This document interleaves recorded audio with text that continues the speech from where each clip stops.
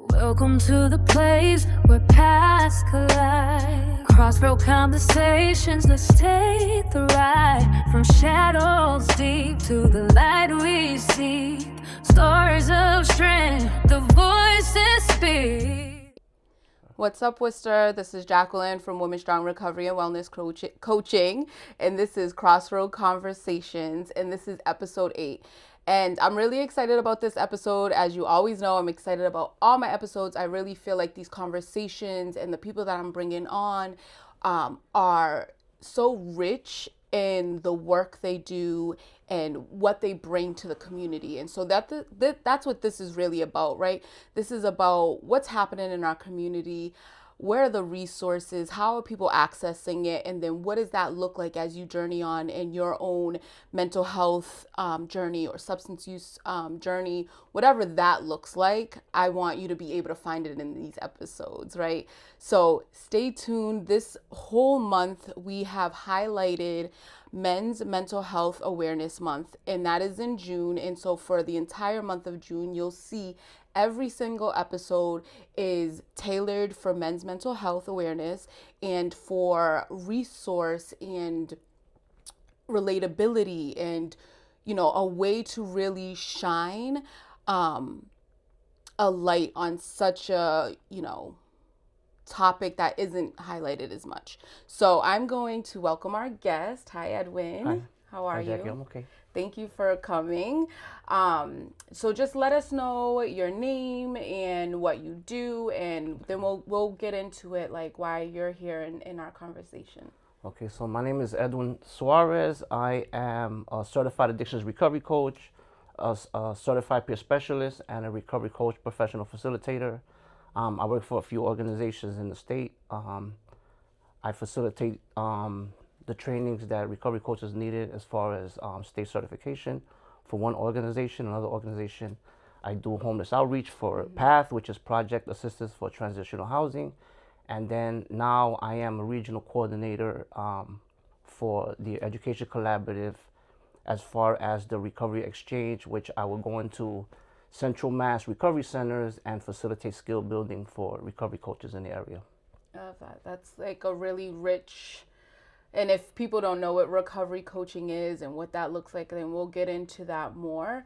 Yeah. But let's get into maybe how you even happen to become a recovery coach, because, you know, I know what that is, but let's talk about how you journeyed into that with your own personal maybe journey. Wow. So I'm gonna go back as 1993. Okay. So take us back. So back in 1993, I caught my first drug charge down on Kilby Street here in Worcester. And then 2 weeks later, I caught another drug charge. And the sentence that I received was 6 months to serve with 18 months probation and 2 years suspended. So I did the 6 months, and then during probation, I ended up relapsing. And the judge gave me an opportunity because during that time, my girlfriend at the time was having a child, and my son was only 7 days old. He gave me an opportunity to go out to Western Mass, to the Western Mass Correctional Alcohol Center. Okay. That was on Howard Street back then.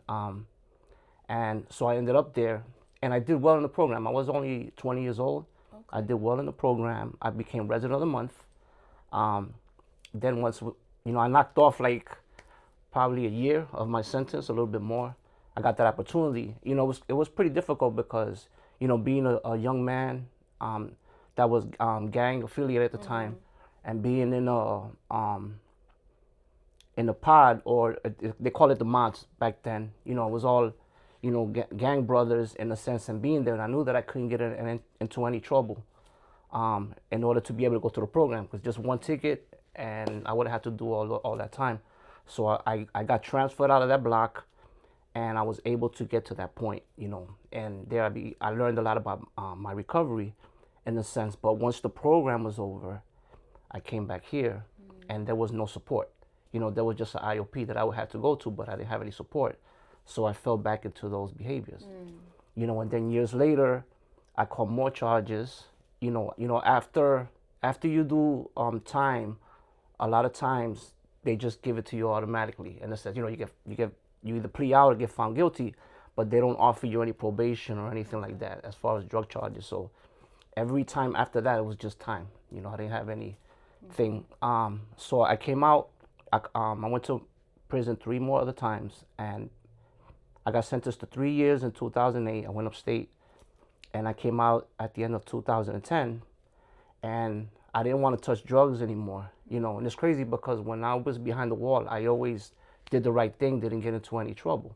And I was during this process now, I always wondered, why do I do well when I'm under the gun, or I have someone on top of me with consequences, but I can't do well out of society? So years passed. I got into a somewhat toxic relationship. I picked up the opiates again. And I learned a lot about my mental health. I was diagnosed with bipolar, anxiety, depression, PTSD, but I didn't know I had those. I don't want to say symptoms, but I know that was what was going on with me at the time, and I discovered all of that. So I didn't want to go back to prison. I said, you know what? I need to do something with my life. So I tried many times here in Worcester to try to get treatment, but every time I went, they didn't have no beds available or something, and I had to go back. And then this final last time that I did it, I went to a respite that was, I don't know if it was run by CHL, but it was at the old city hospital upstairs, and they sent me to Springfield. So I ended up in the program called the Hope Center, and there I had a nice counselor. I can't even remember her name, but the stuff that she told me was very impactful in a sense, because I wanted to come back to Worcester. And she told me, she says, Edwin, what's in Worcester waiting for you? And what's the worst that can happen? And I didn't know how to answer that, because the only thing that I really had waiting for me over here was my mother. Like, I have my family, but I'm more closer to my mom. So I said, you know what, do what you want. Send me wherever you want to send me. So they had a bed for me in Gondara's men's program out there, which is GARD. But one of the incentives, or if I'm saying it right, but one of the only ways that I can get into the program was that I had to be on some type of medical assisted recovery. That would be the only way, because, they look at your biosocial, they see all these symptoms and diagnosis, and they're pretty skeptical of as far as like, if this person comes here, he's going to go back, and so they pretty much were making decisions for me in a sense, right? They was like, well, we don't want to set you up for failure, right? Without knowing that the intent that I had to get ahead and to better my life was stronger than whatever is it that was going to be in front of me. So I ended up going to the program, and I went to the appointment, and in the appointment, they didn't make the appointment. It was like some type of communication between the organization and the organization that I was at. The organization that was supposed to provide the MAT, and the organization I was at, something fell through that I didn't have to take it. I was already in the program, so I was like, phew. So I'm still going through withdrawals, and there's 40 beds in this house, and pretty much the three rooms that where I was located at, the majority of people was still getting high. So late at night, when they would do like shift change, they was waiting for like a person to come in and bring the drugs, and everybody's getting high, and I'm trying to sleep, and I'm going through all this stuff, and I'm telling myself, be patient. I said, eventually, all these people that are running around are going to end up getting kicked out of the program. I'm going to still be here, So that's what tended to happen, in a sense. And I remember I was trying to get Social Security at the time, waiting 5 years. Like I became homeless. Just like it was just a terrible experience in a sense. But I met a recovery coach, right? Through my faith roots.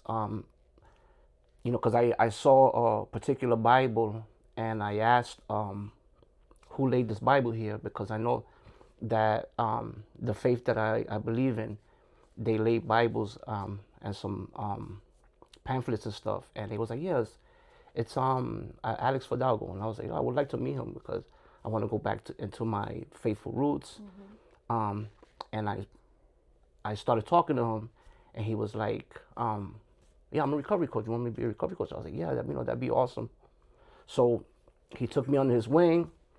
We were doing things that I normally did when I was high, but I was doing it not being under the influence. So I started to learn certain behaviors that I can do and have fun and not have to use any substance, which in the past was like non-existence in a sense. Even doing this right now and not being under any substance is like big for me in a sense. In the past I'm like, it had to be either on alcohol or some type of drugs to even mingle with people, So I ended up getting a room with Smock out in Chicopee that he helped me get through it.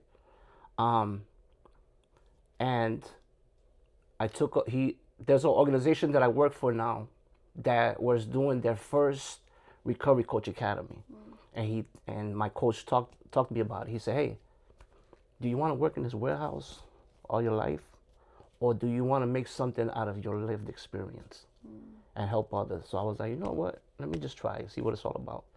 So I took the training, and I enjoyed the training because a lot of the training caters to person-driven recovery instead of, service-centered in a sense, that I could find my own pathways to recovery. I always felt that I didn't succeed because I wasn't doing enough meetings and doing certain things, which was not true. I just didn't find my purpose. So I took the training, but I still had other things that I had to do before I actually started coaching. I had to get my license back, which I didn't have for 10 years. So he helped me through all of that, and he was always, has always been a champion for me as far as like me accomplishing things, So through that process, I also met another one of my mentors who's Paul Alves, who, also does so much for me, believes in me, because I found out that sometimes other people believe more than you believe in yourself. You know what I'm saying? Which can be somewhat helpful. But that's how I became a coach, I want to go back a little bit because, you said something that struck me, and, you're 20 when you start this journey of like addiction and that like kind of wrap around of like addiction, going to jail, come back out, that, but you said you couldn't figure out why you were behind bars. You could do everything that you needed to do. Yeah. But then when you get out, you're like, it's a free for all. So I'm wondering, like, what was it like when you grew up? Was there structure? Was there things like that, or was it so unstructured that it didn't give you that pathway? So when you get into, even though it's jail, there's like someone telling you when to eat, someone telling you when to like go to the bathroom, like, you have all of these things. So I wonder like what that looks like as far as then you get into your 20s and you start to like, right? They're like, they just throw you out, right? Yeah. I think that happened to a lot of us in that era of like, okay, now you're 18, go figure out the world. And you're like, but no one taught me how to navigate. How can I do that, right? And then you're stuck in this like this cycle. Yeah. So what did that look like? So I grew up in a good family. I really did. My mother, a saint. My father. But I lost my father when I was 13 years old. Right, he was the one that did everything for myself and my brother. So once he passed away, then my mom was the only one that she had two boys, and she always relied on my father in a sense. So she did what she could, but I had to grow up a little bit faster. So I always felt robbed in a sense, so maybe I was out there just looking for that camaraderie when I was out there doing things. But I just felt like I didn't have any guidance. My brother's going through his own thing. He turned out good. My brother turned out very good. Spiritual person, been in his faith for so many years. And I went the other way, so it's somewhat happens in some families. They say the black sheep of the family. I don't identify with that anymore in a sense, but that's how everything you know, and it just being out there. And you know, my mother tried, but she couldn't control me at the time, in the sense I was, you know, very rebellious as a teenager, and I thought I knew the world, you know. But I just, you know, I used to tell myself, I was like, what would it take for me to stop all this? And I'm like, a good job. That's what it would have took. But at that time, I wasn't willing to work for it. Yeah. You know what I mean? This time around, since I learned from all that, now I know there's no way around hard work. Yeah. You know, if you want certain things in life, you want to live a certain way, you have to work hard towards it. You want to learn, you have to work hard towards it. So that's what I end up learning through this process, in a sense, you know, but the opportunity was there. Yeah. If the opportunity wasn't there, I would have never been able to find my purpose, you know? Yeah. And I think that's interesting. You're thinking like 13 is a pivotal age, right? Because you're starting to discover yourself. Changes are happening in your body.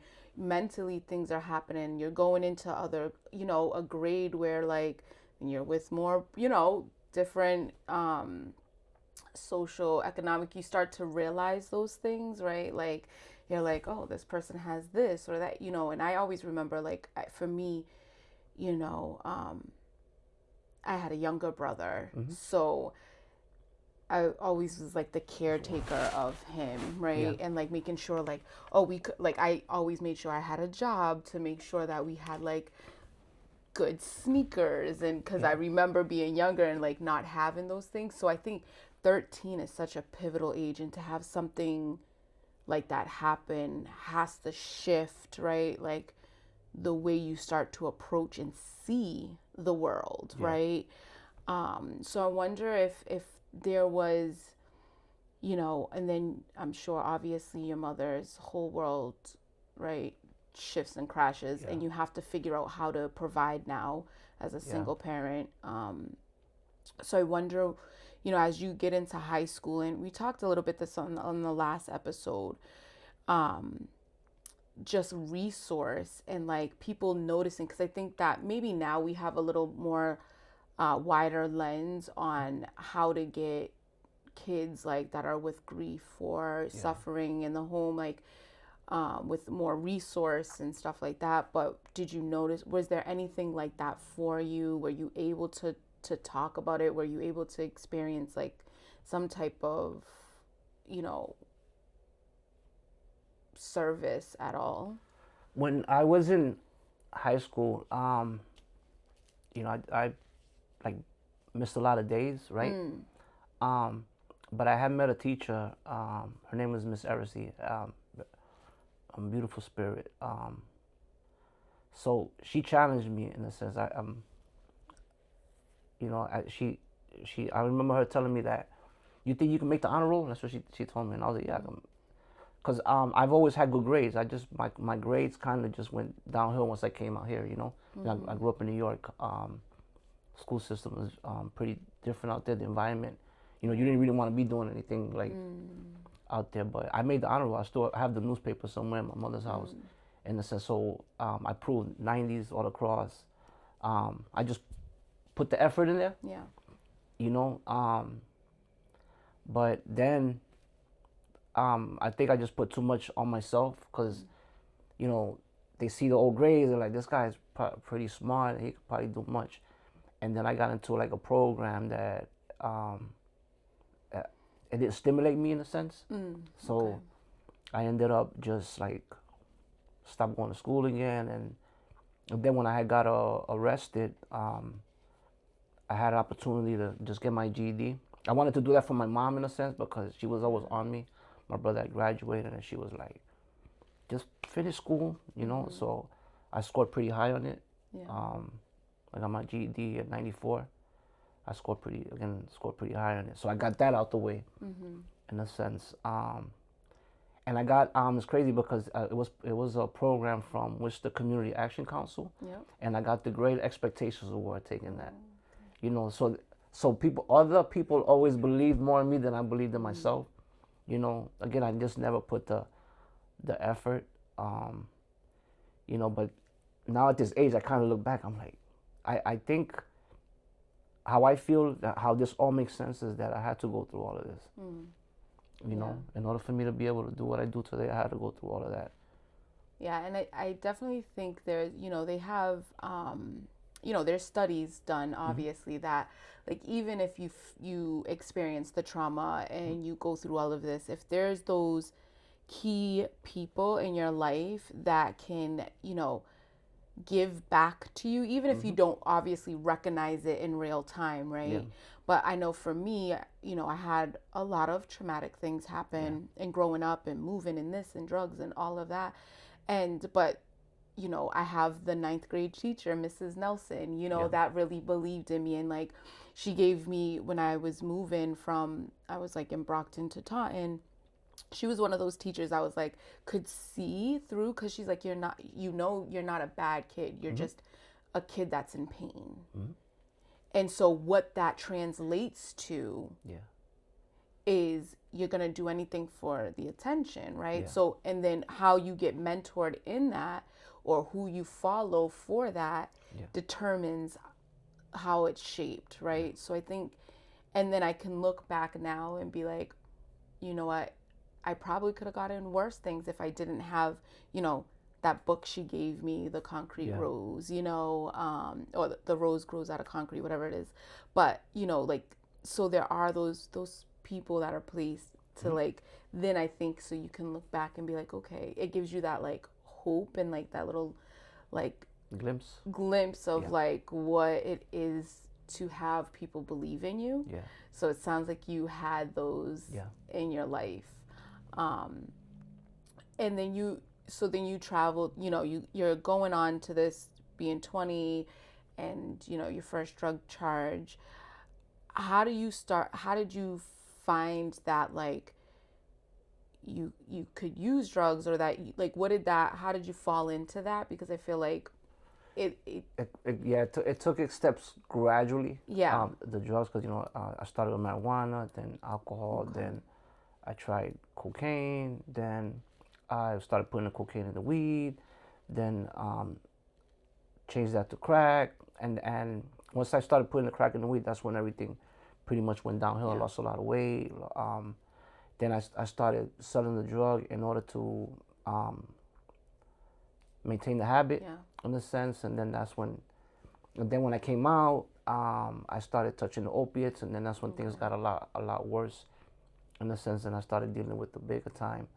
That was more like physical withdrawals, and then I had to really hustle that, so that way I can pay for my habit at the time, because I didn't, like, I don't know how my mother never realized it, because I lied a lot, I hid it, I took vitamins, I ate, but it was like I had another mask, so like I hid it from her for years, and this process took that weight off of my chest, because now she knows.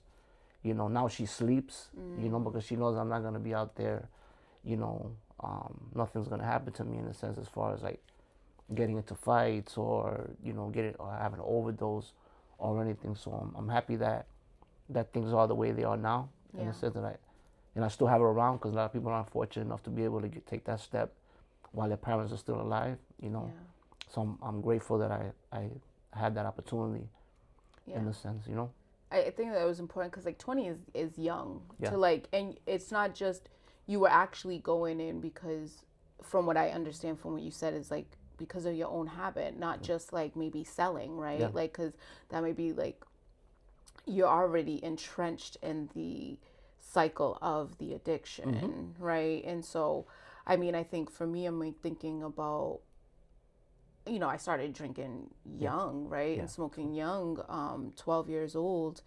And I think in my later 20s, mid 20s and started getting into the harder stuff, but was able to like kind of manage still. Like I had my son and like, did, like I said, we were talking earlier about being a CNA, and I've been one for 20 years now. So like still trying to maintain, but then I think, especially being caught up so early on already.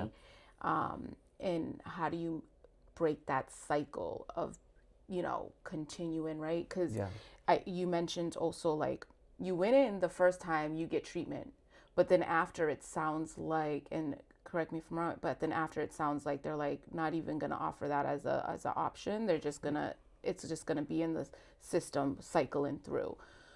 So how do you start to, what does it look like as, 'cause I want to go back again to the thing that you mentioned about being inside the wall and being able to maintain that structure. Yeah. How do you maintain that in there? And then what do you start to notice as the time goes on? And then how are we breaking away from that? Every single time, there's always been a goal when I was incarcerated, as reaching a certain point of either a program or something structured that will benefit me later, right? So, and I'll give you an example. So, back in '94 was the Worcester Correctional Alcohol Center. In 2003 was the pre-release, because I was homeless at the time, and I knew that I needed to have money in order to get my mother an apartment and myself when I came out. So I behaved, and I when I said I did well, I worked in the kitchen. Like the correctional officers were kind to me. I have some that are still friends, and then I got to the next point. I got to the pre-release, and since I did well there and the reputation carried itself, then they got me a job pretty fast, in a sense. Like in 1 week, I got 2 jobs. I ended up doing the community service, and the community service like, get this man a job. I did well. We ended up. I remember one time we painted like the old courthouse. We ended up painting there, in a sense. But I got a job out in Sterling. And then I kept it, and then after a while, like I still wanted to use, so I ended up going back to that. And then it's crazy because the same day that I quit, literally I think 2 or 3 hours after, I caught a new charge. That's how I got the 3 years. So I didn't want to change inside myself. I wanted the benefits of working and stuff, but I didn't want to change. So the opiates take over. And next thing you know, I'm calling out a lot, and I'm like, I'm going to go back to what made me comfortable at the time, was hustling, It's like, I could sell and pay for my drug habit, and I can survive that way, So then that didn't work. So then when I went to prison and I came out, when I went to upstate prison, the same thing, a goal. I'm like, I want to get to Boston, because in Boston, you can be out of the facility majority of the day. So I behaved. I got to the minimum. I got to the pre-release. There was a job posted as far as a plumbing supply place in a warehouse, and I was in a plumbers union back in 1999. That didn't, the drugs took over, and I ended up messing that up at the time too.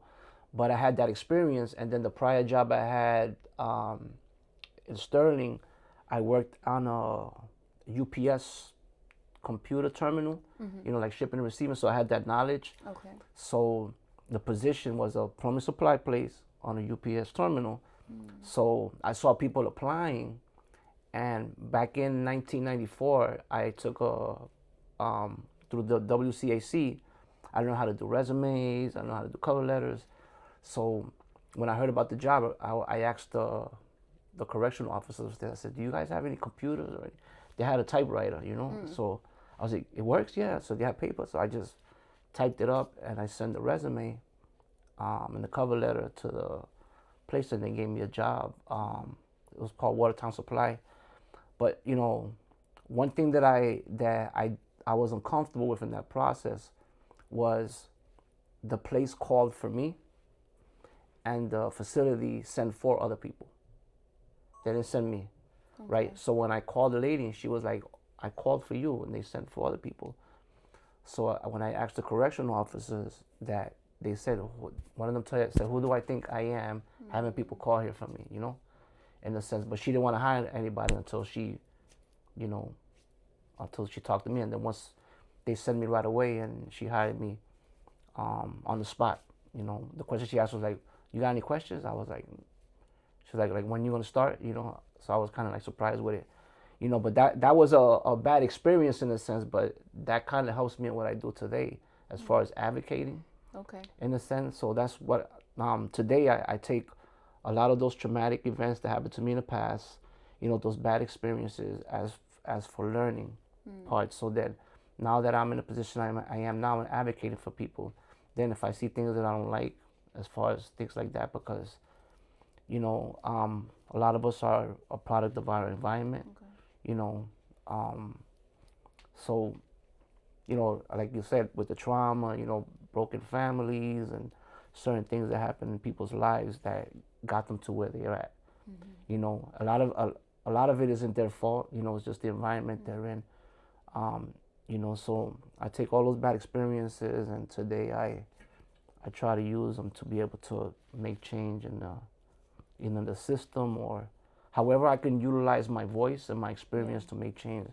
That's how I use it. I think that's so important, because it's the things that have now shaped the way that you view and the way that you can, like you said, advocate and do the work, because it's not just about professional experience. It's not just about, education and knowing the things. You can know all the things, but if you haven't had that personal experience that allows you to actually identify with someone, to look them in the eyes and be like, I understand. Yeah. I get it. Now let's see how we can move you through. Right? That's a special gift. That's a gift, that more people need to understand, I think, in systems, right? That is going to, I think, allow people to have more freedom to start to choose how they show up for themselves, and knowing of that you can, right? So how did you start to know that you could take all of this, things that were shaping you, and start to utilize it for obviously yourself and advocating for the work that you do, but also like in finding work that suited your life experience? So role model is one of the roles of recovery coaches, and so is advocate, problem solver. I had a good coach, who guided my recovery in a sense, but also me learning what a coach does, and learning about those roles, and learning that there's always something that a person can work towards, right? Because that gives you something to look forward to, right? When you have these goals, just learning about that in a sense, and how, since I learned it, then maybe I can, ask those good questions that another person could realize that for themselves, right? Because a lot of us don't know what our strengths are, right? Because we're constantly looked down upon, right? Sometimes we have family members that just tell us that we're pieces of crap, that we're never going to be anything, then that starts to reinforce inside your own psyche, in a sense, right? Because you start to feel like you're never going to be nothing, and then when you have somebody that actually can tell you that a lot of the stuff that you did was actually done through strengths that you have, right? Because you overcome it. And then being able to use that to better yourself and better your situation, and also better your community, that's one of those aha moments. Like, okay, so I never knew I had all these strengths. I just needed to find out how to use that to make some change in my life, right? But again, the hard work, and it's like, because I'm constantly learning. I'm constantly evolving. Recovery is a process, right, to reach your full potential, and I still don't know what that looks like, but I'm still working towards it, and, I'm becoming somewhat emotionally intelligent, I think things through, I just don't react anymore. And if I do, then I wonder why it is that I reacted, right? Why did I do this? It had to be something that conditioned me to act in that certain way, or activate me to be able to do something. So I get myself out of situations. I could see things coming because of my lived experience.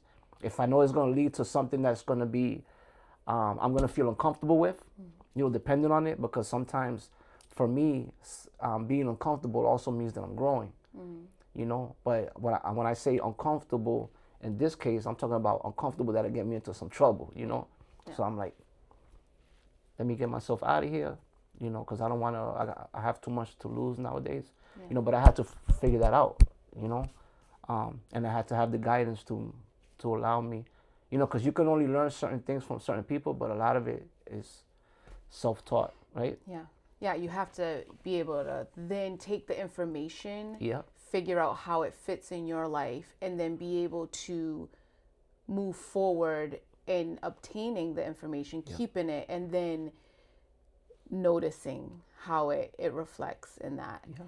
You mentioned about, you know, we're talking about men's mental health, and you mentioned about getting diagnosed with a couple of things, bipolar, I believe you said anxiety, etc., going into this house and wanting to put you on mats, which is medication, a treatment, right? Yeah.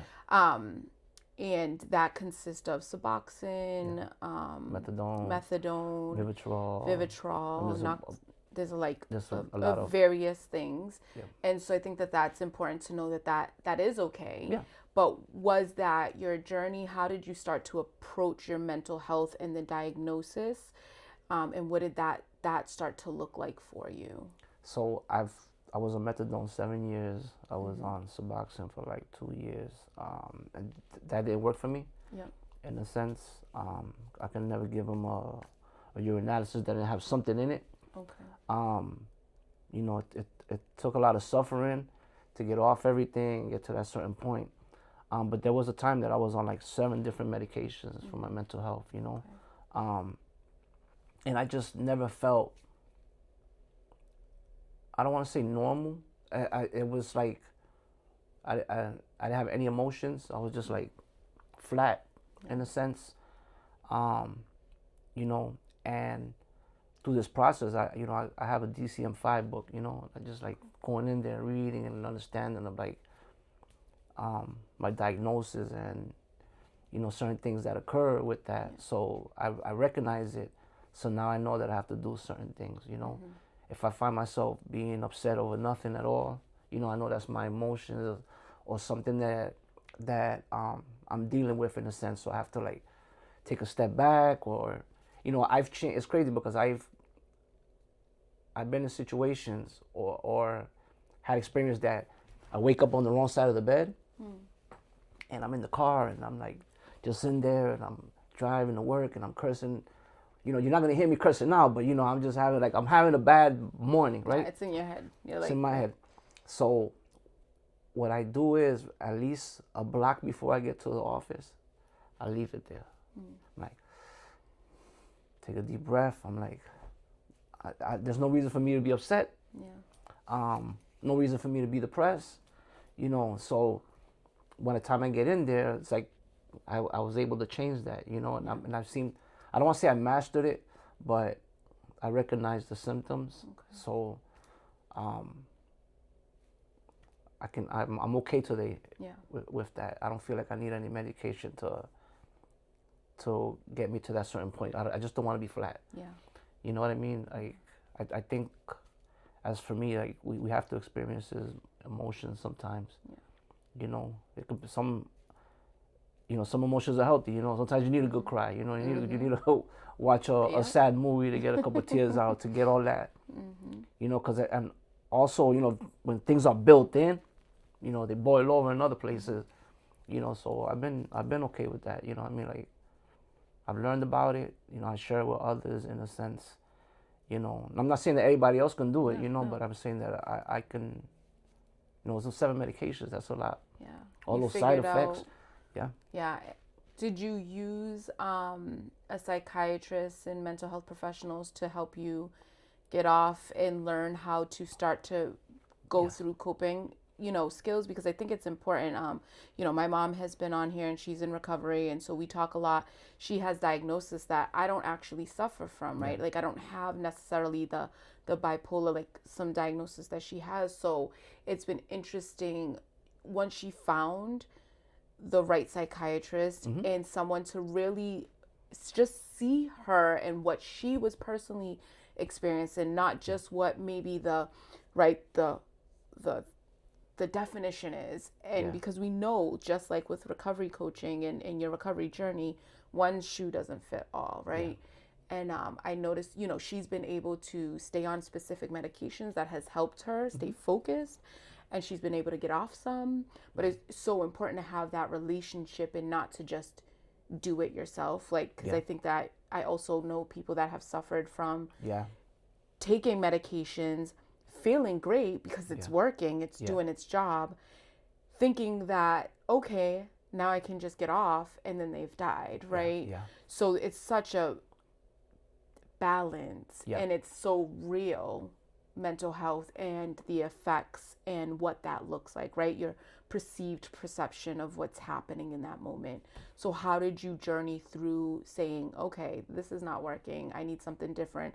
What did it look like going through with the professionals to start to get you off, and you start to have those conversations? I think communication is key. Because I definitely communicated that with my providers, in a sense, because I used to have nightmares that I would punch the wall, you know, which was part of the PTSD, but the medication would, like, it was like an adrenaline medication, in a sense, you know. So it's like I just always felt tired, you know. So I'm like, so I had to talk through that to find out why I was punching walls, you know what I mean, and try to certain things. And I remember my therapist, best advice. He said, Edwin, you have to treat situations like moments in your life. He said that moment could lead to a sequence of events that could destroy your life, or it could just be a moment in your life, you know. So that's where they're, because I couldn't even get on buses before, like when I say everything annoyed me. I always had a angry look on my face. You know, people that know me for years could probably tell you that, in the sense, you know, that, you know, I was just angry a lot, you know. Just dealing with people, calling on the phone, trying to get some type of services. I'm cursing people out on the phone. You know what I mean? It's like, now I understand that was my mental health, but I also know that on the other side of that phone, there's a human being that deserves to be treated with respect, right? And some type of dignity, in the sense that they might be having a hard day, you know. And then, so if I'm on the phone and I have this attitude and I'm angry, you know, that might trigger or activate something in them. They're not going to help me. So I learned all of that through this process. So,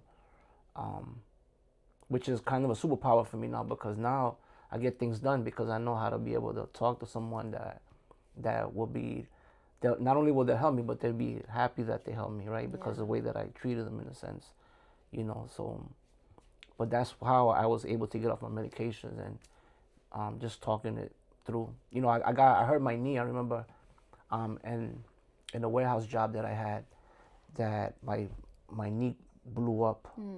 I was driving an electric pallet jack, and I jammed my knee into a metal rack, right? So they had to, like, literally pick it up and pull it out. And it's like I still have the scars here. It's actually this knee. I still have the scars there from that. So, you know, the warehouse was like, you think you can walk home? And I was like, look at my leg. So I ended up going into the hospital. And what's the first thing they're going to give you is, you know, pain medication. So they gave me a Dilaudid, and I was like, oh, I recognize this guy, you know. So when they discharged me with Percocets and Tramadol, right? So I was still in the program, you know. So I gave it to one of the case managers there, and he was like, Edwin. I communicated with him. He says, how do you feel, man? I said, well, I'm a little worried, you know. He says, use it when you have pain.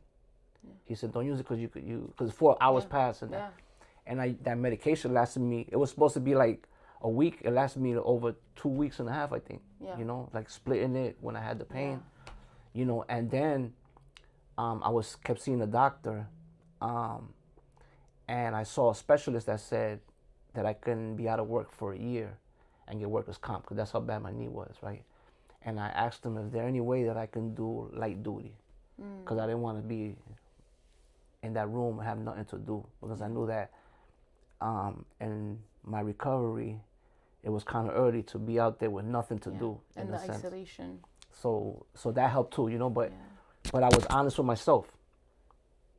You know what I mean? Like I think things through. I run scenarios in my head as far as like what would it take for me to use, and the conclusion that I came is I would have to be alone, nobody else around. I find it, nobody ever found out, right? So that way when the time comes and that happens, I'm prepared for it, right? I'm gonna call. And it actually happened. When I became certified, and I shared this with people too, because it was like one of the greatest decisions that I made, and I knew that I was at a place that I was strong in my recovery. I was looking for some pictures of how I looked before, and I went into my mother's house, and there was a bin, and in one of those bins there was a ball of heroin in there that I found, and nobody was around. Like I could have did it, and had to deal with the consequences of that. But I called my mom quick. My whole life flashed in front of my eyes. I thought about everything that I would lose, right? I would lose my integrity. I would lose the respect and the admiration that I have for the people that I've supported. So that's what I thought about. I thought about if I did it, I could overdose. I could, I crashed my car. I just thought about all the bad things that would happen to me, in a sense. So I'm literally like 10 seconds just thinking like that. So gave it to my mom. She was like, "Oh my God," and she was like, "Where was that?" I was like, "Just never mind. Just flush that," And I feel like I had to, I had to go through that. Yeah. To cement that, you know what I mean? Like just to show that, hey, there's nothing that, because grief happens, boredom happens, and those are usually the things that lead a person to relapse or to have those setbacks. So, just being honest with myself, running scenarios, overthinking, as long as I'm thinking, I think that I'm okay. Yeah. As long as I'm thinking. I think that's an important thing, because to highlight is that just because we choose not to use anymore doesn't mean that things aren't going to still happen in our lives. We use to mute those feelings, to cope with those feelings, to do all of those things. So it's so important that once we take away that coping mechanism, that we are replacing it with others. So what are those coping mechanisms that you've replaced for yourself? So example, you give your mom, you go through the tape, you give it to your mom. What do you do afterwards that helps you go through that feeling? Like you feel it, you go through it, then what are the things that take place afterwards so that you can know that it's just a moment and not like, a continuous? I pick up the phone and I'm calling my mentors and saying, "Do you know what just happened to me right now? This and that." They're like, "Really?" I'm like, "Yeah." And, they're gonna tell you good job, Yeah. But I just had to get it off my chest, If I know I made a hell of a decision. It was crazy because I had just got certified by the state, and it was like an Easter Sunday. You know what I mean? So it's like it was too much of a coincidence. Yeah. You get what I'm saying? Yeah. For that to happen at that particular moment in my life, in the sense like The choice, the crossroad. Yeah. It was right there at that moment. Like things got so much better for me after that day. I just felt like I had to go through that, and that's how I look at things now. For me, everything's lessons. If I feel a certain way, I don't feel too good. I'm like, I don't want to feel like that again. What do I have to do so that I don't feel like that? I have to experience that again. What do I have to change about myself, my surroundings? So maybe that comes with maturity a little bit, because I'm 52 years old. So I'm at an age that is like, I think constantly thinking, and and all around just better my situation and try to create some type of change in this world. Do my little part of it. And so you mentioned before too that your mentor I think this was a pivotal moment for you, that your mentor was like, do you want to work in the warehouse for the rest of your life, or do you want to use your experience and change lives? So how have you managed to do that, and what does that look like? I know we talked a little bit about doing this and that, and I think when you're doing the things that you love, it doesn't feel like work. No. Right? It's like you're fulfilling something with this show. Like, this came about, and it's just like, when I come to do it, no matter what's happening in my day or in my life right now, when I know that I'm coming to sit with someone and have these conversations, I feel like I'm in one of my purposes, right? So what does that start to look like for you as you take the leap of going into recovery coaching, taking the certifications, doing that work? How does that start to help shape and shift your life, but then others? So he helped me get into this room. He got me my first job as far as working in the community. I started doing I was a problem gambling ambassador for an organization called Open Door Social Services in Springfield. So that's where he was working when he was my coach. He was working there. So I learned how to do PowerPoint presentations. Eventually, I'm sitting at the same desk that he was in. He ended up moving on. Then I ended up becoming a case manager for the houses. Then there was a recovery coach position that was there, case management. I ended up taking that position. I became part of the Public Health Council for the city of Springfield for a few years. And he's always been somewhere that I needed to push, right? So I remember the second time I did the recovery coach thing through Westfield State, because I took it originally through Choice Recovery Coaching, right? And then I needed all the other classes in order to be certified. So Westfield State, there was opportunity for me there, and I kept procrastinating, saying, "Oh, but I gotta do this," and I was tired because I was still working at the warehouse part time and doing this problem gambling thing. So I was like literally working from like 10 to like 12 at night, Wow. And I'm talking to him late at night, and he says, "Edwin, if you don't do it, who's going to do it for you?" That's all he had to tell me. So the next morning, I typed up whatever letter I needed to say why I wanted to be a coach, took the money order, drove to Westfield State, turned it in, was in the class the following Saturday. There was an open seat, you know what I mean? Like usually they fill it up. He was like, "Edwin, there's an open seat." But he's always more or less been that voice, and even I'm part of the steering committee for the Education Collaborative, and he was on there, and I was like just talking to you, and he goes, "Edwin, you do more than what you say. Cut it out." You know what I mean? So then I had to like go a little bit and more. He said, and so then I'm on the steering committee. You know what I mean? So it's like those type of situations that, it's like he's still my coach. You know what I mean? Like he's still gonna be a situation. He's still gonna push and try to still open that door. I don't know if it helps him too, because you know how it is, like me a coach and I provide support and I see one of my guys doing well, like that feels good. You know what I mean? Just giving it back in a sense, and these things take time. You know what I mean?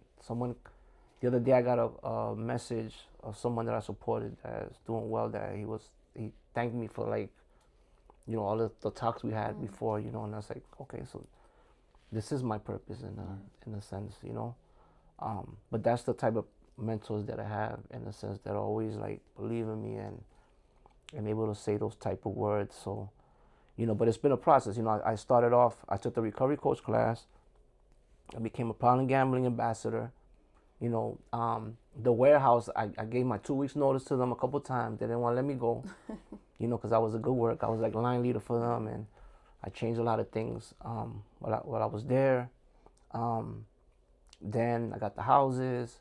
Then I became full-time with the recovery coach thing. I ended up getting like Section 8, getting my own apartment. I had the transitional housing reference, you know, because I had 2 evictions, so it's all been a process, you know. But you know, I got my license back. I felt I needed a change, so I applied for another position that opened up at an engagement center in Springfield. It was everything was coming from scratch in a sense. It's like creating groups, and so they involved me in that. And when I did the interview, you know, 35 other people interviewed. You know, it became a formality. You know, it was like your references are phenomenal. It's like it's what you do. You got the job. You know, and the person that hired me is a great friend. Today, I'm trying to remember because there were like so many things that happened to me through this journey, in a sense. And I still wanted to come back here. That's the thing. I wanted to come back home. Yeah. And I had put out applications like years prior, and everything just fell into place. There was a position out here that was open for years.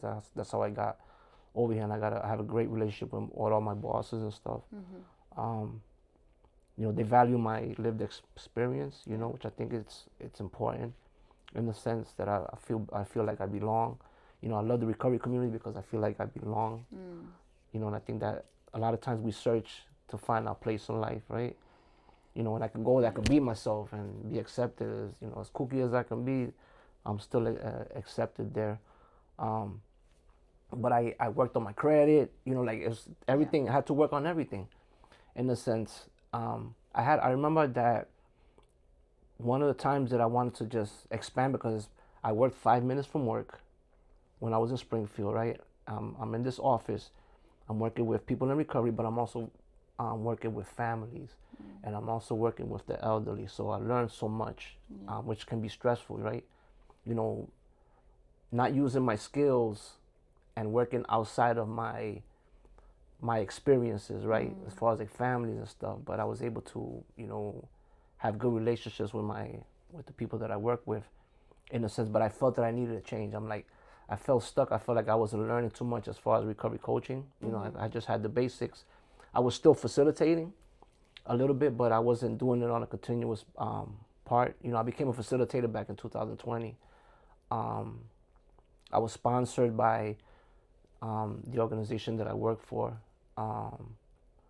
But, you know, I applied for like a position with like the sheriff's department out in Worcester, Mass. And it was like through an organization called Bay State, not Bay State Community Services. It was like another Bay State Health or something out in Springfield.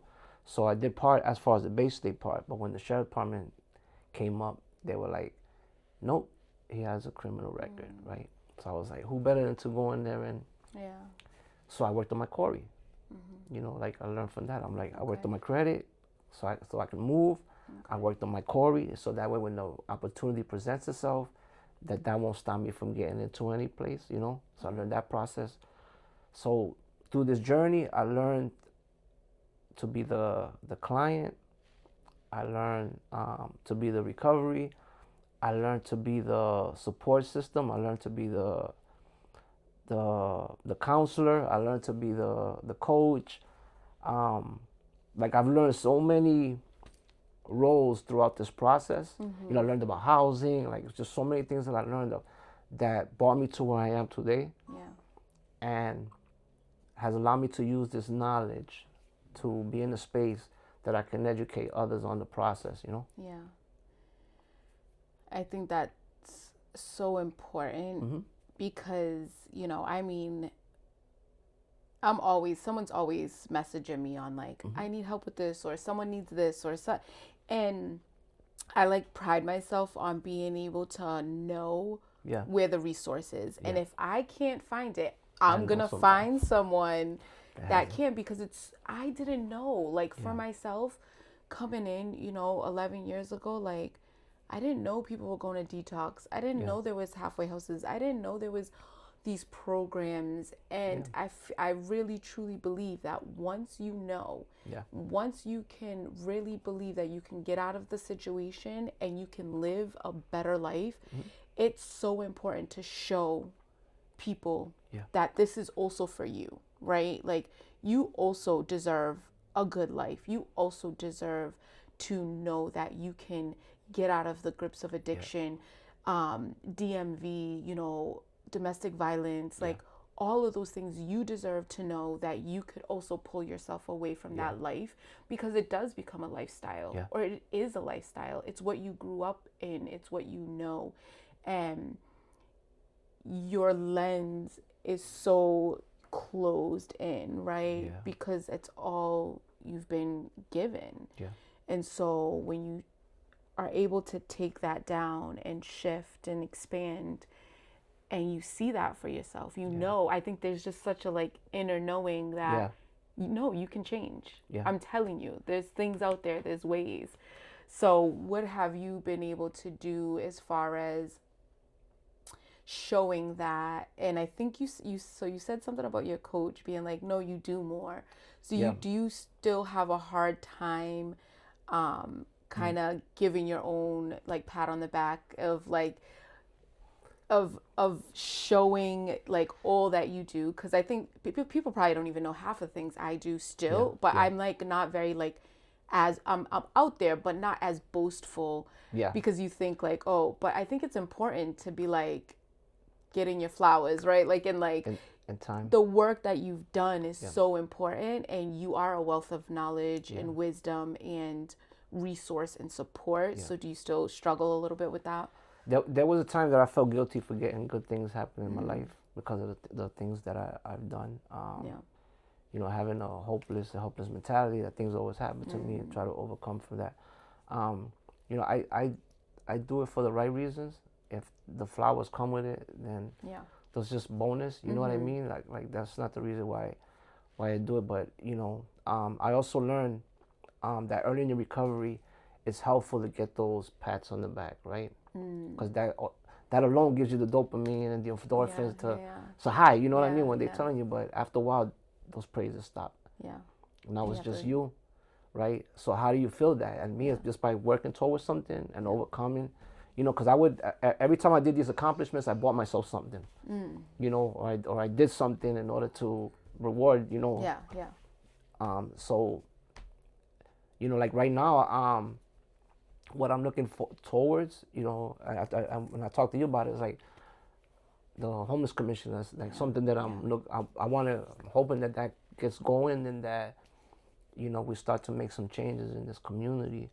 As far as that, you know, started having those conversations as just to see things move a little bit, then just stay the same, in a sense. That's something that right now that I'm looking towards, and then the exchange that I'm going to be part of, and getting all the coaches together and seeing what's out there, and, you know, reinforcing the skills, you know, because, you know, recovery coach training is only 5 days. There's no exam after, so you don't know who's actually absorbing the knowledge.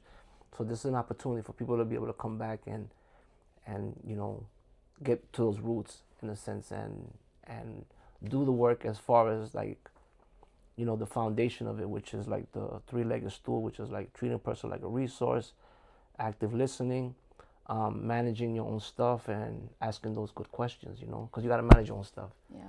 And we talked a little bit, and I'm excited because I think that like the work that I've been doing, and a lot, someone has already mentioned you to me, and like so I think it's so important, and you mentioned a lot in your own journey, is how are we accessing our own stuff, like our feelings, like, and how are we able to notice and stop and be like, is this real?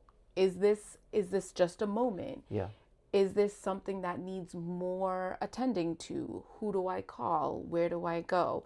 And those things are so important, especially if we're thinking about men's mental health, right? It's even more not talked about in that, right? So there's a culture around vulnerability, around access and emotion, and being able to say, I'm struggling and need help. Right? So what does that look like to give people, especially men, and permission to have that vulnerability in that space, right? First, I have to be vulnerable, right? That's why, like, I'm an open book, and I share the things that I go through, in a sense. But I always say, if I don't know, how am I going to be able to support you and, you know, find you the resource if it's available, if I don't know what's going on, you know? And that comes with trust, you know what I mean? Like, it takes a while to get somebody's trust. Yeah. You know, that's why there's no time frame as far as like people's recovery, because, you know, the trust and the connection has to be there, and then we can go from there. Because if I get to know you and you trust me, then we can figure out together like what the things that you need. You know, but I'm never gonna tell you what you need. You know, I'm gonna find out from you. You know, if you ask for certain suggestions, then I can. Yeah. You know, we can talk about that in a sense. You know. I love that, and I think there's just so much. There's so much more work that I can see that is gonna pan out for you and your impact. Yeah. You know, I think you're making an incredible impact. And that's so important. And I think especially to be able to say, I've been there, I've done that, I'm here, how can I help you, right? Yeah. So what is maybe one thing you can leave today for everyone, especially for Men's Mental Health Awareness Month, a suggestion or a piece of advice to leave here on this platform today? One thing that we have is that we have the power to change our day at any time. No matter what's happening, we have the power to change our day and how we look at it and our perception at any time. I love that. I think that's good. That's good. So where can we find you? Are you on any social platforms? If someone needed to reach out to you and get supported, or have you, help them? They can find me on LinkedIn. You know, just look under Edwin Suarez in the Worcester area. You can access me on LinkedIn, and then just message me. Perfect. All right. Well, thank you so much. Welcome. Thank you for having me on. I feel like I could probably talk longer and like pick your brain, because I think you do, again, you're going to make a huge impact. So I appreciate you so much. Thank you so much. So that's it. What's up, Worcester? This is another episode of Crossroad Conversations, and this is the end of our Men's Mental Health Awareness Month, and really highlighting these important stories and ways to navigate through the system and how you can be supported. So please reach out to us. We would love to connect you with anyone that you have seen on our episodes and be able to give you those resources and let you know that you're not alone. And I think that that's the most important thing. As always, you can find us on any social media platform. What's Up Worcester, Women Strong Recovery and Wellness Coaching, and like, share, comment, subscribe. And this is a nonprofit, so donations are always welcomed. Bye.